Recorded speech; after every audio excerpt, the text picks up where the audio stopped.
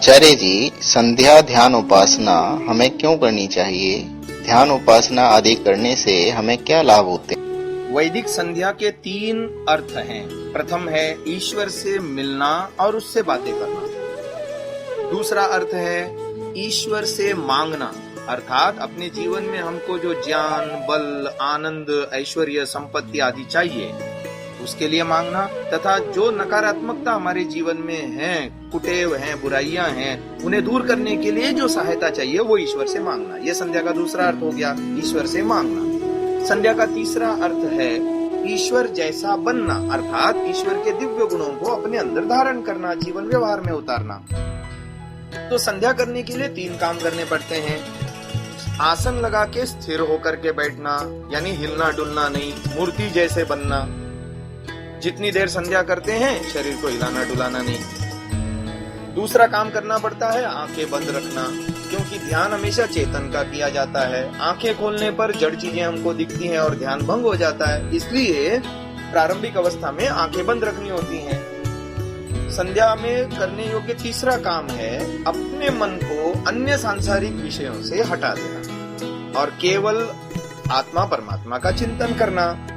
तो ये 3 मुख्य काम करने होते हैं: स्थिर होके बैठना, आंखें बंद रखना और अपने मन को अन्य विचारों से हटा देना और जप में लगाना।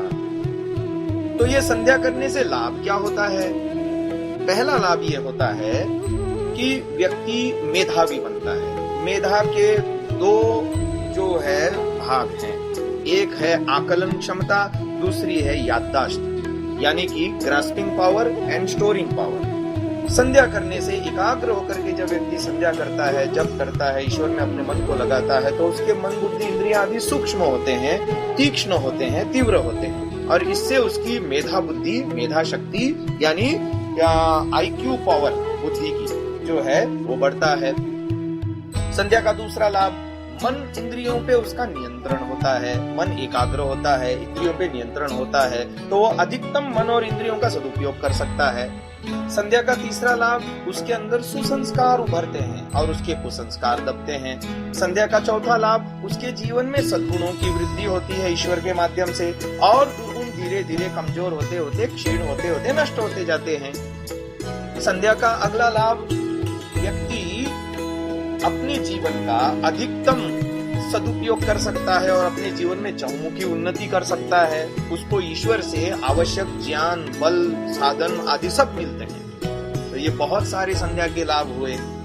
तो इसलिए हमें प्रतिदिन संध्या करनी चाहिए, और हम संध्या इसलिए भी करते हैं क्योंकि जिस ईश्वर ने हमको धरती, आकाश, पानी, हवा, अन्न आदि मुफ्त में दे रखा है, जो ईश्वर हमारी हर जरूरत को बिन मांगे ही पूरी करता है, जिस ईश्वर के कारण से हमने शरीर धारण किया है, और इस शरीर का जो है रख रखाव यानी मेंटेनेंस भी ईश्वर मुफ्त में करता है, जिसके कारण हम देखने, सुनने, खाने पीने, पचाने, दौड़ने, भागने, लिखने, पढ़ने में समर्थ हो रहे हैं, उस ईश्वर को धन्यवाद देना हमारा कर्तव्य बनता है। इसलिए सुबह शाम आसन लगा करके, आंखें बंद करके ओम अथवा गायत्री मंत्र को अर्थ सहित जपते हुए ईश्वर की स्तुति, प्रार्थना, उपासना करनी चाहिए। स्तुति ओम।